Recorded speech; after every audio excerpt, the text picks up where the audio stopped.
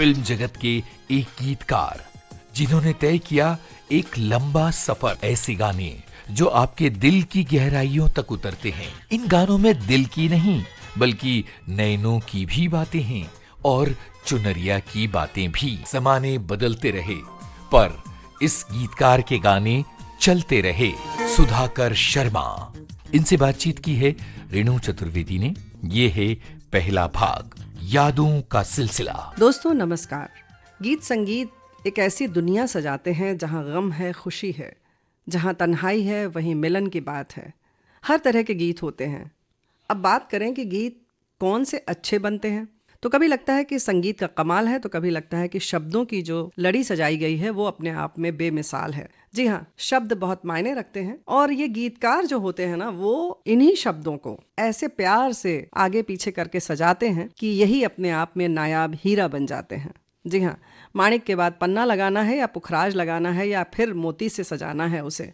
ये जो पूरी लड़ी जब बनकर आती है तो हम उस गीत का मजा लेते हैं, संगीत का मजा लेते हैं। और आज ऐसे ही गीतकार जिन्होंने शब्दों की जब लड़ी लगाई तो बहुत सारे गीत लिख डाले। जी हाँ, फिल्मों में आपने गीत सुने हैं। अगर आपको अभी नाम बताएंगे तो आप भी चौंक जाएंगे। जी हाँ, एक से एक सुपरहिट गीत। फिल्म जोड़ी नंबर 1 ये है जलवा, कहीं प्यार न हो जाए, दुल्हन हम ले जाएंगे और ऐसी ही बहुत ढेर सारी फिल्में, आमदनी अठन्नी खर्चा रुपया जैसी फिल्मों के गीत इन्होंने लिखे हैं। जी हाँ, आज हमारे साथ हैं सुधाकर शर्मा जी। सुधाकर जी, कार्यक्रम में स्वागत है आपका।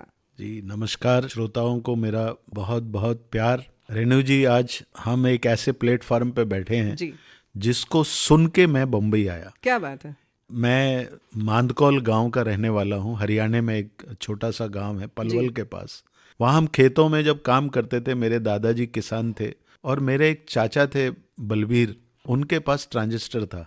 तो वो बस जहाँ भी होते थे ट्रांजिस्टर वहीं होता था। तो वो काम वाम कुछ नहीं करते थे, सबको गाने ही सुनाते थे। अच्छा। हाँ, तो जब मैं विविध भारती का प्रोग्राम सुनता था और उसमें मैं अनाउंसमेंट सुनता था जी, कि अब आप सुनिए शैलेंद्र जी का लिखा हुआ एक गीत जिसे संगीतबद्ध किया शंकर जयकिशन ने, तो मेरे मन में बड़ी हिलोर उठती थी कि क्या कभी ऐसा होगा कि विविध भारती से मेरा नाम अनाउंस होगा। और आज मैं विविध भारती पे आपके सामने बैठा क्या हूँ। बात है। इससे बड़ी अचीवमेंट कुछ नहीं हो सकती। वाह।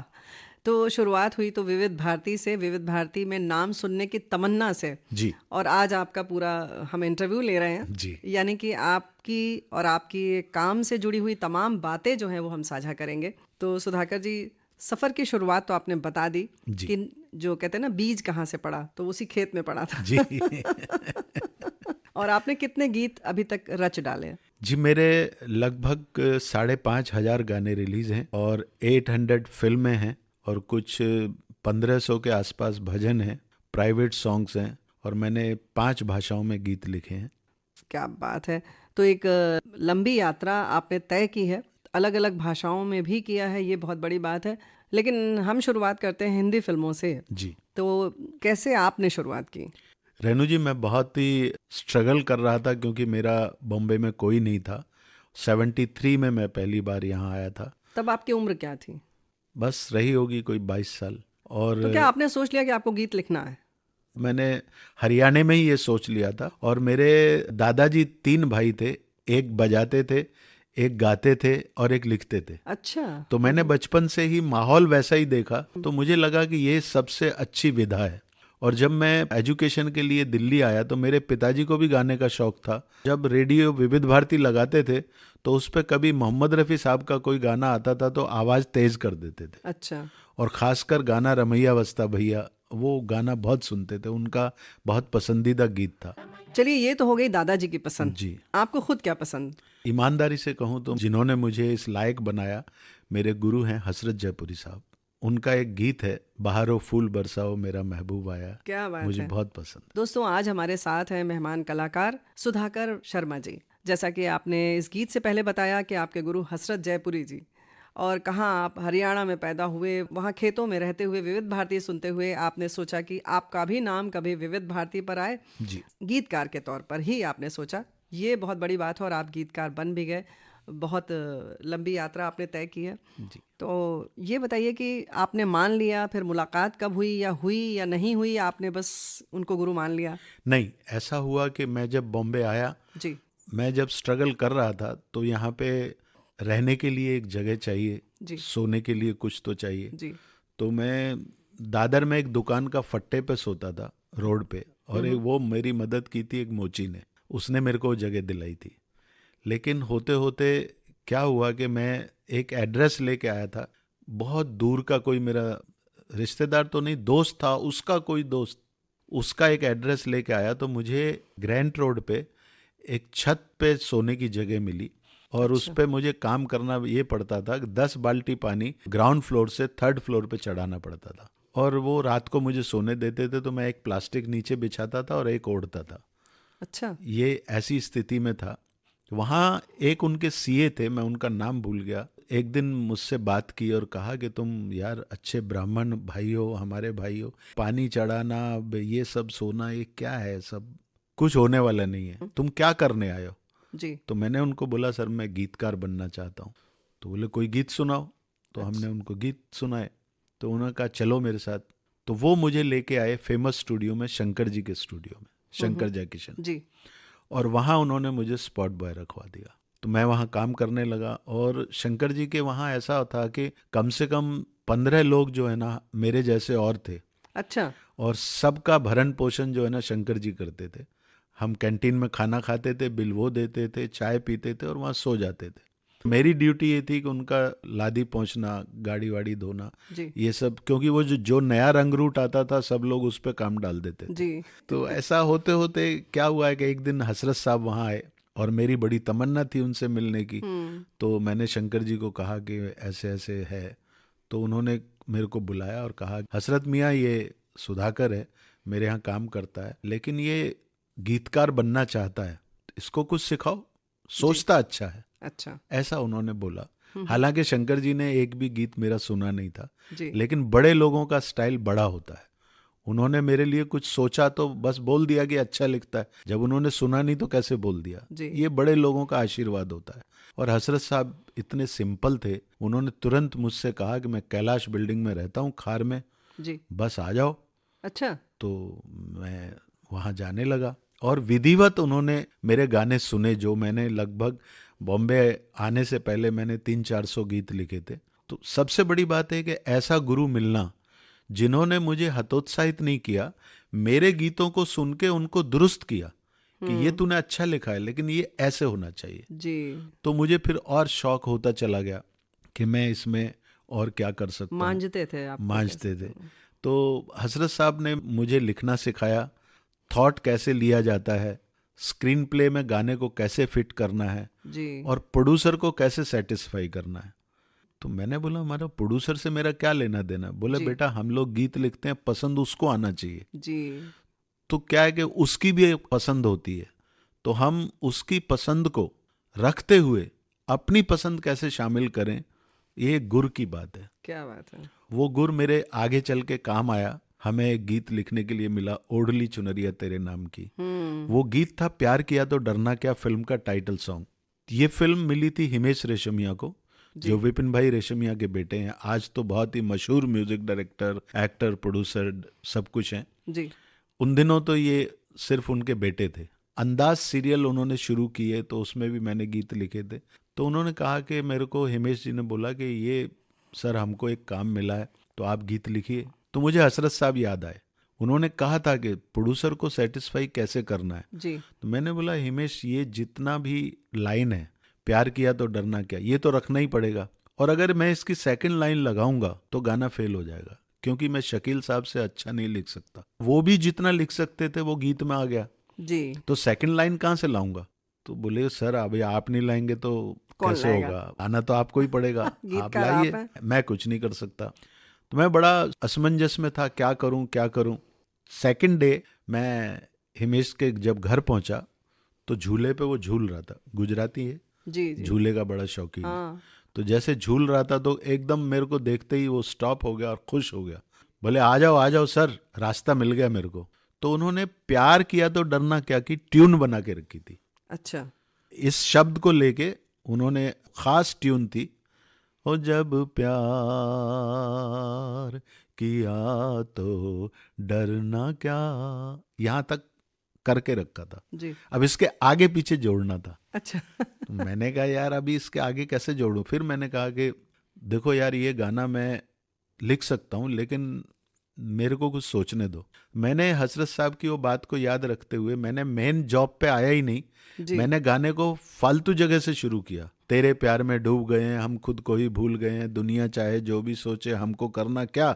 और फिर हिमेश की ट्यून ये ऐड हो गई, प्यार किया तो डरना क्या। फिर एक लाइन लेके आए, ओढ़ली। ओढ़ली शब्द जो है ना ये मैंने इजाद किया था कि ओढ़ली क्या, चुनरिया तेरे नाम की। क्या बात है। जब ये गाना लोगों को पसंद आया जी। तो मैंने हसरत साहब को नमन किया। वाकई में प्रोड्यूसर को कोई चीज़ अगर परोसनी है तो बहुत सारी उसमें विविधता लानी पड़ेगी, विविधता लानी होती और है उसको सब देना पड़ेगा। उसमें से वो कुछ का चयन कर सकते हैं और कुछ छोड़ सकते हैं। ये गाना जब हिमेश ने सलीम भाई को घर पे जाके सुनाया तो उनको बहुत पसंद आया, सलमान भाई को बहुत पसंद आया, और इस गाने ने हम दोनों का कैरियर बनाया। तो दोस्तों ये कहानी थी इस गीत के बनने की, और किस तरह से कहाँ कहाँ से कौन कौन से शब्द और कौन सी लाइनें जोड़ी गई और बना ये खूबसूरत सा गीत। सुधाकर जी, जैसा कि आपने कहा कि आपका करियर बन गया इससे, गाने तो उससे पहले भी आपने बहुत सुंदर सुंदर लिखे। जी, कई बार ऐसा होता है कि हम लोग बहुत कुछ काम करते हैं लेकिन जब तक नोटिस में नहीं आता काम तो ये दुनिया उस काम को काम नहीं मानती। जी। मेरा पहला गाना शंकर जयकिशन के साथ रिकॉर्ड हुआ, और जब मैं डायरेक्टर बना, ये एक छोटी सी कहानी ये है कि जब मैं हसरत साहब से गीत सुन रहा था तो रात को मैं फ्री हो जाता था। अच्छा। क्योंकि दिन भर तो उनके साथ मैं हो जाता था, अभी रात को उनके घर तो नहीं सो सकता और मेरे पास कोई घर नहीं था, तो मैं कोशिश करता था पाली हिल पे घूम के टाइम पास करता रहता था। उसके बाद किसी भी स्टेशन पे सो जाता था, जितना भी टाइम पास कर सकते थे उन दिनों ऐसा होता था। तो एक बार मैं पाली हिल पे ऐसे घूम रहा था तो एक एक्टर है मारुति साहब, वो बरांडे में घूम के कुछ अपना एंजॉय कर रहे थे जी।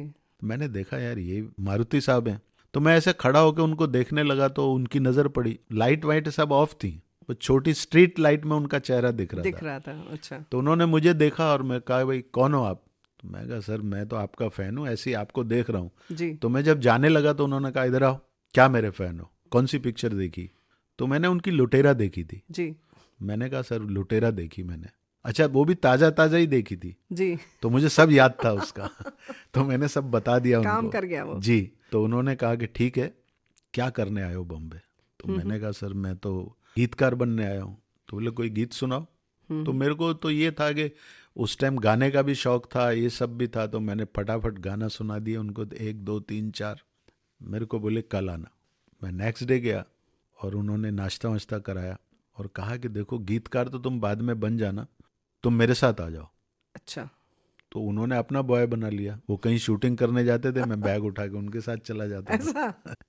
तब आपको कहीं से ये नहीं लगता था कि मैं क्या कर रहा हूँ? क्योंकि मेरे पास ऑप्शन नहीं था ना, आपको ना रहने की जगह है, ना खाने का ठिकाना है, ना कोई आपका यहाँ रिश्तेदार है, कोई फोन फैसिलिटीज भी नहीं है। आप किसी से बात भी करोगे तो उस टाइम पे ट्रंक कॉल बुक करानी पड़ेगी, बहुत मुश्किल था। तो परिवार के कोई भी सदस्य यहाँ पर आपके साथ नहीं थे? कोई संपर्क में भी नहीं था। ऐसे ही संघर्ष आप कर रहे थे? ऐसे ही संघर्ष कर रहा था।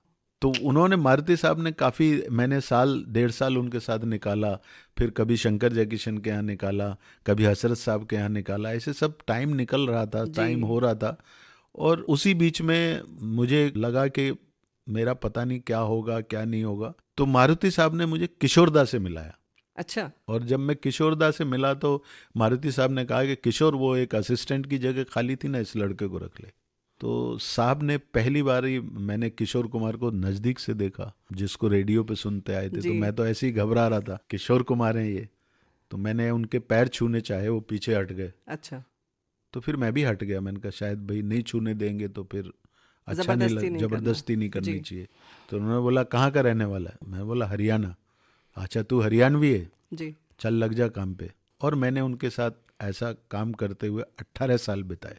मैं वहीं से डायरेक्टर बन के निकला, एक्चुअल में फिल्म डायरेक्टर बन के निकले। भाई देखिए, जब मारुति साहब को आपने इतने गीत सुनाए तो यहाँ हमारी भी फरमाइश है कि कोई एक गीत यहाँ अपनी पसंद का सुना दीजिए। जी, मुझे याद आ गया, मैं मारुति साहब को जो गीत सुनाया वही आपको सुनाता हूँ।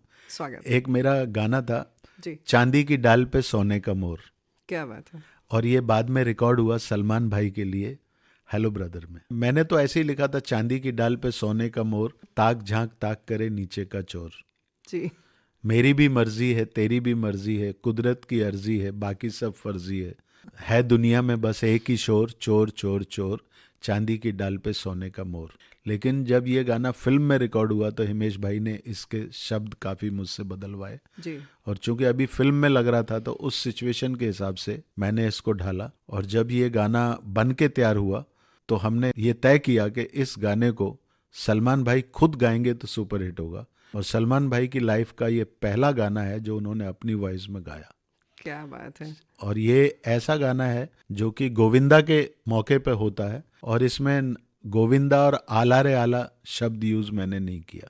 ये अलग ही तरह का गाना अलग बना। तरह का गाना। जी, कितने साल पहले ये रच दिया था आपने इस गीत को? ये रिकॉर्ड होने से कम 20 साल पहले लिखा था। आपने लिख दिया था? जी, वो गांव में थे, ऐसे ही बस लिख लेते थे। हमें ये तो तमीज नहीं थी कि गीत कैसे लिखा जाता है, जी, सिचुएशन क्या होती है, बस हम तो गांव के हिसाब से लिखते थे। जी, लेकिन जब ये सिचुएशन आई और तो मैंने काफ़ी चीज़ें बनाई, तो ये हिमेश भाई को बहुत पसंद आया कि यार ये कुछ अलग चीज़ का है, मुखड़ा हम ऐसा कर लेते हैं, जी। अंतरा कुछ ऐसा कर लेते हैं, क्योंकि हिमेश भाई बहुत इसमें बड़ा इंटरेस्ट उनको लगा। क्रिएटिव है। तो मैंने बोला ठीक है कर लेते हैं, तो ये हमने गाना फिर आज के हिसाब से ढाला, जी, और चूंकि फिल्म में लग गया था, और ये गाना आज भी जब भी सेलिब्रेशन होता है गाना जरूर बजता है। ज़रूर बजता है। ये बात तो बिल्कुल सही है।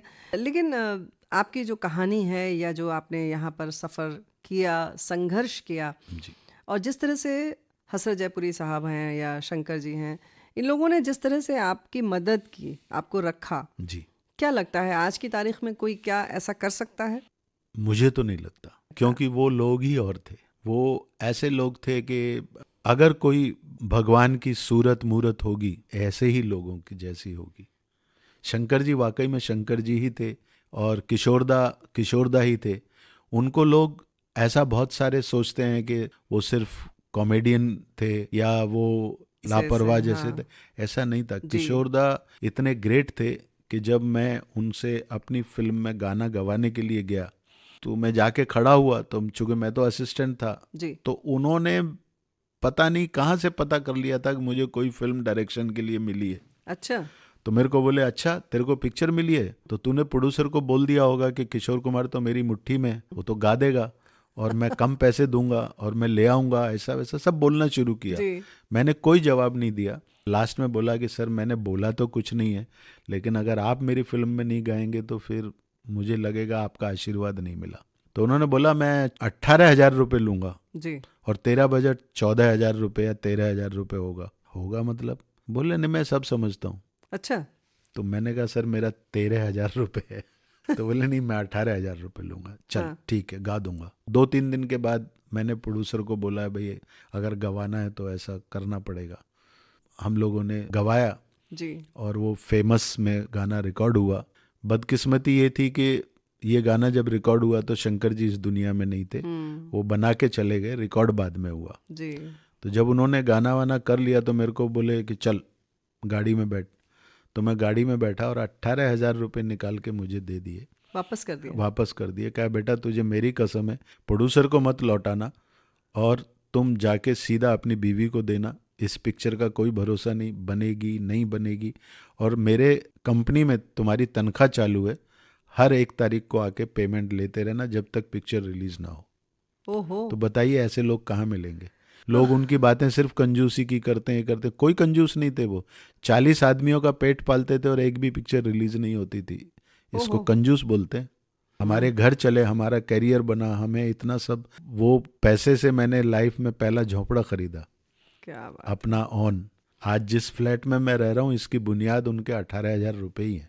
बहुत आश्चर्य की बात है। जी और ऐसे देना जिसको कहते हैं ना गुप्त जी, दान, जिसको बिल्कुल। कहना चाहिए कि आपको दे दिया, लेते पता वक्त नहीं, 1,000 रुपये भी कम नहीं किए, हाँ, और देते वक्त पूरे दे दिए पूरे दे दिए, और शायद इसीलिए ज़्यादा लिया शायद, या पूरा लिया कि आपको वो दे सकें एक ठीक ठाक पैसा। पता नहीं, वही जान सकते हैं। सच बात है जो आप बात कह रहे हैं कि अगर धरती पर कहीं कोई भगवान है तो इस तरीके के लोग थे जो पहले के बिल्कुल। लोग थे। अभी भी कहीं होंगे, कुछ लोगों बिल्कुल के होंगे। को मिलते होंगे, तभी बिल्कुल कुछ लोग होंगे। बनकर आते हैं, तभी हरियाणा के किसी गांव से बंदा उठता है सुधाकर शर्मा जैसा और यहाँ पर इतने हजार गीत लिख देते हैं और लिखने के बाद लोगों की जुबान पर चढ़ते हैं ये गीत। दोस्तों, आज हमारे साथ हैं गीतकार सुधाकर शर्मा जी। हजारों गीत 5 भाषाओं में लिख चुके हैं और संघर्ष जो उन्होंने किया है, जिसके लिए आश्चर्य किया जाए कम है। इतना आसान नहीं है जितना आप आसानी से इस वक्त बता रहे हैं। जब आपको सफलता मिलने लगी तब कैसा लगा आपको कि ये जो दिन आपने गुजारे हैं कैसे थे? रेनू जी, एक्चुअल में हुआ क्या कि जब मेरा सफ़र शुरू हुआ जी तो इतनी बड़ी जगह से शुरू हुआ। जैसे जब शुरुआत हुई बहुत प्लेटफार्म छोटी जगह से हुई, लेकिन मेरे कैरियर की शुरुआत बहुत बड़ी हुई। शंकर जयकिशन का म्यूजिक, किशोर दा के यहाँ से मैं निकला और जितने उस टाइम पे जो माहौल था वो माहौल ऐसा था कि मेरी इज्जत सभी लोग प्यार करते थे, इज्जत देते थे, क्योंकि मैं किशोर कुमार का आदमी था। मैंने जो पिक्चर शुरू की वो शंकर जयकिशन को लेके शुरू की और मेरा पहला गाना मन्ना डे साहब ने गाया। क्या बात है। जी, तो मन्ना डे साहब बोले कि मैंने गाना छोड़ दिया है। बोले लेकिन शंकर ने बोला है तो मुझे गाना पड़ेगा। अच्छा। तो विशेष गाना है और मैं चाहूँगा कि ये गाना आप जरूर सुनाएं। गोरी फिल्म का है। जी दुल्हन सेज है फूलों की, दहेज गमों के खार। और मेरा पहला गाना मन्ना डे साहब ने गाया कि उस तरह से जब मेरा शुरुआत हुआ तो सेकंड पारी के जो सिंगर थे जी जिनमें नितिन मुकेश, शब्बीर कुमार, जी अमित कुमार, कविता कृष्णमूर्ति, इन लोगों ने मतलब मेरा इतना साथ दिया कि मुझे बाहर काम इसलिए मिलता था कि मैं इनको ला सकता था हाँ, आसानी से और कम पैसों में। तो लोग मुझे काम देना शुरू कर दिया, यार सुधाकर को ले लो, वो सिंगर ले आएगा। तो मुझे भी शौक लगा और इन लोगों ने मुझे बहुत साथ दिया। आज तक ये मेरे साथ काम कर रहे हैं और मैं समझता हूँ कि इन सब की बदौलत ही मेरा कैरियर आगे बढ़ा। दोनों एक दूसरे के पूरक हैं कहना चाहिए। हाँ, लेकिन उनका साथ की बात होती है। जी जैसे कि मेरा जो पहला गाना जो सुपरहिट हुआ मेरा और हिमेश का, वो कुमार शानू, अलका याग्निक ने गाया। जी और जब हिमेश भाई ने ये बात तय की कि इस गाने को अगर कुमार शानू, अलका याग्निक गाएंगे तो सर ये गाना सुपरहिट होगा, जी तो मैंने दोनों को अप्रोच किया और दोनों ने बड़े प्यार से गाना गा दिया और मेरा गाना सुपरहिट हो गया। जी शायद वो नहीं गाते तो मुझे नहीं लगता कि ये इतना हिट होता कि नहीं होता। उन्होंने प्यार से गाया। फिर उदित नारायण को हम लोगों ने अप्रोच किया, जी फिर उन्होंने आके गाने गाए। शान एक सिंगर हैं, जी आज तो बहुत बड़े हैं। उनका एक बड़ा अजीब वाकया है क्या? कि मैं जब भी उनको फोन करता था तो पूना में होते थे। अच्छा 2-3 बार ऐसा हुआ। मैंने कहा भाई ये पूना और बम्बई का सफर कब तक चलेगा, फला दिन एक गाना है आप आ जाओ। जी तो वो ऑटो में बैठ के आ जाते थे। अच्छा गाड़ी वाड़ी उनके पास थी नहीं और बैठ के एकदम आम जैसे चप्पल पहनी, पैंट पहनी आ गए। तो मैं बोलता था यार ये एक दिन बड़ा सिंगर बनेगा, अभी इससे बना के रखो। तो एक दिन मैंने उनको डांट दिया। मैंने कहा यार क्या तू सिंगर है, कॉपी लाता है ना, पेन लाता है ना, कुछ करता है, ऐसे ही चला आता है, मतलब क्या यार, डायरी वायरी लेटरहेड छपवाओ, कुछ खर्चा करो। तो एक दिन मेरे को आया और एक स्कूल की नोटबुक लेके आया। अच्छा बोला देखो सर मैं आज नोटबुक लाया हूँ, पेन भी लाया हूँ, तो मैंने फिर लिख लेगा ना। हाँ और मैडम उसने सब कुछ किया और कॉपी पेन उधर ही छोड़ के चला गया। आज इतनी बड़ी जगह पे है लेकिन मेहनत की, बहुत स्ट्रगल की उसने भी। और मैं समझता हूँ कि ऐसे सिंगर भी कभी कभी आते हैं जो जब तक माइक पे नहीं जाते आपको लगेगा ही नहीं ये गा सकता है, जी वो जी बस ऐसी ही मस्ती में रहता है। लेकिन जब वो माइक पे जाता है तो कमाल करता मुस्कुराता हुआ चेहरा है, एकदम हंसता हुआ नूरानी चेहरा। उनका। बिल्कुल सही बात है। ये बताइए कि जैसे अभी आपने कहा कि नोटबुक लाते हैं, तो क्या आप लोग जब गीत कहते हैं तो सिंगर को कैसे देते हैं गीत आप लोग गाने के लिए? मैं कुछ राइटर हैं वो लिख के लाते हैं, कुछ करते हैं, लेकिन मैं जो है ना, मैं हाथ से गीत लिखता नहीं हूँ। मैं बोलता हूँ मेरा म्यूजिक डायरेक्टर लिखता है या मेरा असिस्टेंट लिखता है। मैंने जो हाथ से गीत लिखा वो कभी रिकॉर्ड नहीं हुआ। ऐसा हुआ तो मेरे नाम से नहीं हुआ, तो मेरे दिमाग में घुस गया। ये एक टोटका है, मतलब टोटका कहना है, मैं चाहिए। गीत लिखूंगा अच्छा, नहीं। तो पहले कैसे चलता था? जो मैं गांव से लिख के लाया तब तक तो मुझे अच्छे बुरे की भी तमीज नहीं थी ना। वो तो डायरी में जब तक मैं लिखूंगा नहीं कैसे आएगा। आजकल जो गीत लिखता हूँ तो उसकी मुझे सिचुएशन मिलती है, उसकी कहानी मेरे पास होती है, तो मैं म्यूजिक डायरेक्टर के पास जाता हूँ तो और उसको लिखवा देता हूँ, तो वो अपनी डायरी में नोट कर लेता है। तो यानी कि आप एक बार में लिख देते हैं? जी, 10 या 12 मिनट मुझे लगते हैं ऐसा? गीत लिखने में। हम लोग तो 5 बार 6 बार काटते हैं एक सिंपल सी एक लाइन लिखने नहीं के लिए। नहीं, इतने में तो मैं पूरी पिक्चर लिख दूंगा। क्या बात है। जी, मेरा एक रिकॉर्ड है। एक मेरे म्यूजिक डायरेक्टर थे, उन्होंने कहा मेरे पास 50 ट्रैक हैं, तो आप मेरे को साईं बाबा के 50 भजन लिख दीजिए। तो मैंने कहा लिख दूंगा। तो हम लोग रेणु जी 11:30 बजे रात को मैंने 2 असिस्टेंट बुलाए हाँ, लिखने के लिए। उसने ट्रैक मेरे को सुनाए, मैंने सुबह 5 बजे तक 50 के 50 साईं बाबा पे लिख दिए। बहुत आश्चर्य की बात है। बाबा का कमाल है, हमारा कुछ कमाल नहीं है, हमारे गुरु का कमाल है। देखिए सुधाकर जी, क्या है कि अगर हाथ से लिखना हो तो आदमी कहेगा चलो दाएं हाथ से भी लिख लिया, बाएं हाथ से भी लिख लिया, ये हुनर है तो आप एक साथ आपने इतना काम कर लिया। लेकिन बोलने के लिए तो एक ही मुंह है, हाँ, और आप ही बोलने वाले, तो इतने गाने एक साथ लिखना वाकई कमाल की बात है। मैं समझता हूँ कि ये सब विद्या मैंने किशोरदा से सीखी। वो चलते चलते गाना बना लेते थे। ऐसा। मतलब गाड़ी में यहाँ से बैठे हाँ। और लैब तक हम लोग गए, तब तक वो गाना जो उन्होंने कल सुनाया था जी। वहाँ रिकॉर्ड ही नहीं हो रहा, दूसरा ही हो रहा है, वो रास्ते में बना लिया उन्होंने। किशोरदा एक फिल्म की शूटिंग कर रहे थे, हाँ। चांदीवली स्टूडियो था, तो जी। हम लोग गाना पिक्चराइज कर रहे थे, और लीना जी के साथ उनका नई नई शादी हुई थी, जी। और उन्होंने कुछ भलता गाना शुरू कर दिया। अच्छा। साहब ने कैमरा चालू रखा और उन्होंने भी गाना शुरू कर दिया। और बाद में जब हम एडिटिंग में आए तो उन्होंने पुराने ट्रैक को कैसे नए ट्रैक से मिला के उस गाने को वापस डब कर दिया, ऐसा? लिप सिंक मिला के। वो किशोरदा का कमाल है। क्या बात है। तो कहीं ना कहीं 18 साल जो आपने उनके साथ गुजारे, उनसे बहुत कुछ सीख लिया। बहुत कुछ। हर गाने की सिचुएशन हमको देते थे और सुनते भी थे, 3-3 4-4 बार लिखवाते थे। और एंड में अपने कुर्ते में से कागज निकालते थे, रिकॉर्ड वही होता था। ये भी हमें, देखिए उस वक्त तो थोड़ा बुरा लगता था, जाहिर आज हमें पता लगता है कि वो हमको ट्रेनिंग दे रहे थे, हमको सिखा रहे थे। गाने को कैंसिल ऐसे ही नहीं करते थे, बोलते थे ये अंतरे का क्या मतलब है, ये लाइन क्यों लिखी है, इसकी जगह कुछ और हो सकता है। क्या हो सकता है वो नहीं बताते थे, ये कुछ और हो सकता है, ये कुछ और हो सकता है। हाँ, हम और में फंसे रहते थे, फिर और लेके जाते थे, लेकिन एंड में तो उनके ही जेब से निकलने वाला है। हर बार जब किशोरदा के बारे में बात होती है जी, तो कुछ नया सुनने को मिलता है हर व्यक्ति से। किशोरदा ऐसे ही थे। अगर दिन में 50 बार देखो वो नए ही दिखेंगे आपको, पुराना किशोर कुमार दिखेगा ही नहीं। ऐसे हरफन मौला गायक, शख्सियत, क्या कहा जाए उनको। अब आप जैसे कह कोई रहे हैं, नाम नहीं दे सकता। हर जगह फिट होने वाले। जी, सुधाकर जी, बहुत सारी चीज़ें, जैसे कि आपने पहले भी जैसे संघर्ष किया, ग्रैंड रोड पर रहे, हसरत साहब से मुलाकात करते रहे, तो वहाँ से भी बहुत चीज़ें सीखते रहे। लेकिन आपने जैसे कहा किशोरदा के पास रहते हुए आपने फिल्म बनाना सीख लिया, तो ये कैसे हुआ?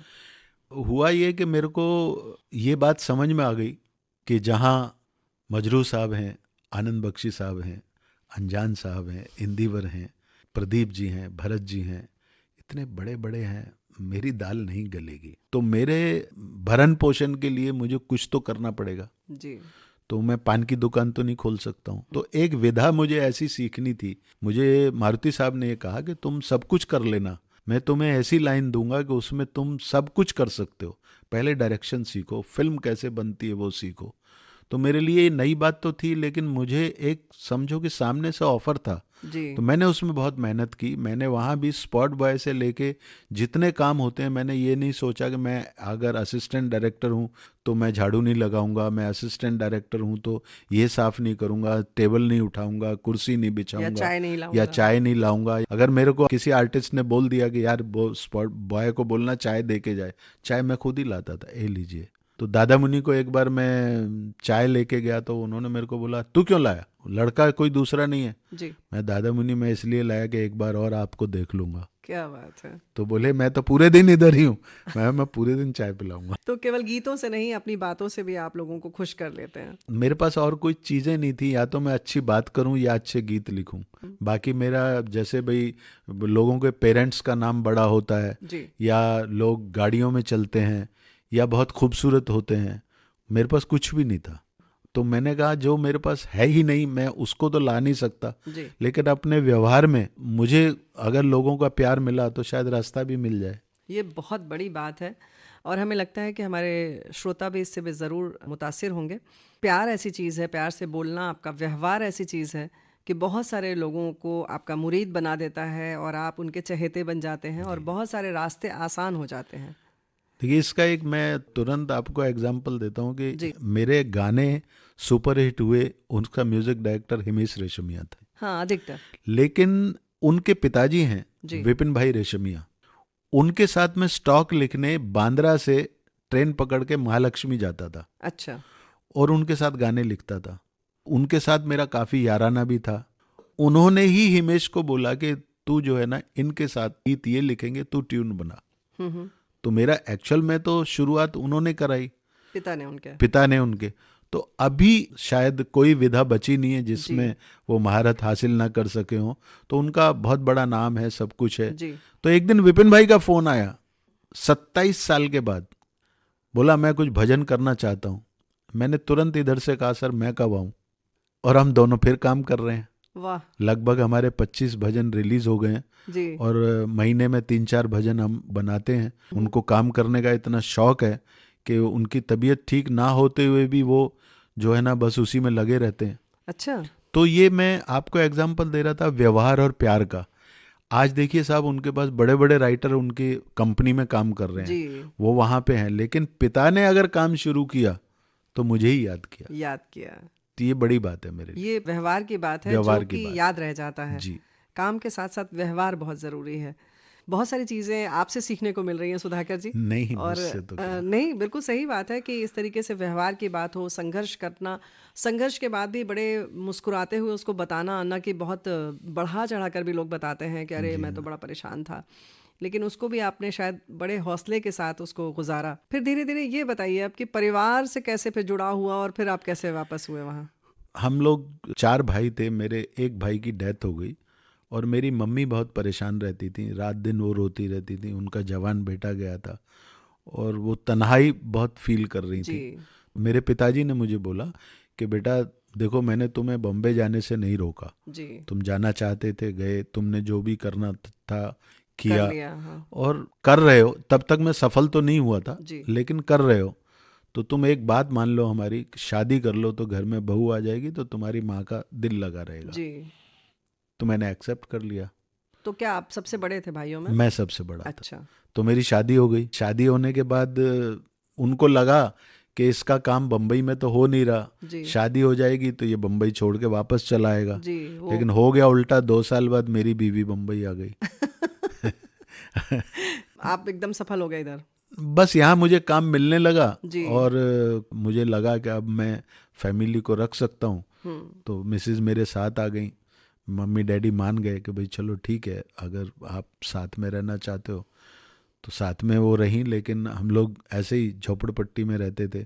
अच्छा। और काफ़ी कुछ प्रॉब्लम्स थी, लेकिन वो रहते मैं इसका क्रेडिट पूरा मैं अपनी मिसेज को दूंगा कि उसने कभी मेरे को कोई फरमाइश नहीं की है, कभी कुछ मांगा नहीं, यहाँ तक कि कभी उसने बाजार घूमने के लिए भी नहीं बोला। ये बहुत बड़ी बात है। मुंबई का नाम आते ही इंसान यही सोचता है कि मुंबई जाएंगे, यहाँ घूमेंगे, वहाँ घूमेंगे, एक स्वप्न लोक सा लगता है। और ऐसे में हरियाणा की ही होंगी शायद भाभी जी? नहीं, वो दिल्ली की हैं। दिल्ली और की? प्योर दिल्ली की हैं। दिल्ली फिर भी उन्होंने इस तरीके की कोई बात नहीं की। ये बहुत सौभाग्यशाली आप। बिल्कुल जी। और फिर मेरा परिवार आगे बढ़ा। मेरे 3 लड़कियां हैं, 1 लड़का है मनीष। तो उन सब की परवरिश उन्होंने कैसे की, कब की, वो मुझे कुछ नहीं मालूम। वही सब पूरा आज भी संभालती हैं। मैं सिर्फ काम करता हूँ और चंद पैसे कमाता हूँ। क्या बात है। लेकिन ये भी बहुत बड़ी बात है कि आपके माता पिता ने भी आपको बहुत सपोर्ट किया जी। और कहीं भी बाधक नहीं बने, कह सकते हैं। नहीं, बिल्कुल नहीं। मेरे पिताजी ने एक ही बात मेरे को कही थी कि बेटा तुम जो करना चाहते हो जी, वो सिर्फ बम्बई में ही हो सकता है। मेरे फादर टीचर थे जी, और वो बहुत पढ़े लिखे, MA है। अच्छा। तो उन्होंने कहा कि कोई ऐसा काम मत करना कि जिसको करने के बाद हम शर्मिंदा हों और तुम्हारी जिंदगी खराब हो। बाकी अगर जब भी तुम्हें लगे कि वहाँ कुछ नहीं हो रहा तो लौट आना, यहाँ तुम्हारा सब कुछ है। ये बहुत बड़ा मॉरल सपोर्ट था उनका। और लेकिन मैंने भी उनसे कभी भी यहाँ रहते हुए 1000 रुपये 100 रुपये भी नहीं लिए। मैंने जो कुछ किया यहीं से किया, जैसे भी जिया यहीं जिया, क्योंकि मैंने उनको ये महसूस नहीं होने दिया। हालांकि वो सब समझते थे, लेकिन मैंने कभी अपने मुंह से नहीं बोला कि मैं परेशान हूँ, मुझे इतने पैसे दे दो, ये कर दो, या पैसों की ज़रूरत है। मैंने कभी जाहिर नहीं की। लेकिन वो ऊपर वाले ने सब हाथ पकड़ा और मेरा सब काम होता क्या था। बात है। यादों का सिलसिला इस कार्यक्रम में अभी आपने सुना गीतकार सुधाकर शर्मा से रेणु चतुर्वेदी की बातचीत का पहला भाग। रिकॉर्डिंग इंजीनियर अनुश्री और प्रस्तुतकर्ता जुबैर खान। अब ये कार्यक्रम संपन्न होता है। यादों का सिलसिला।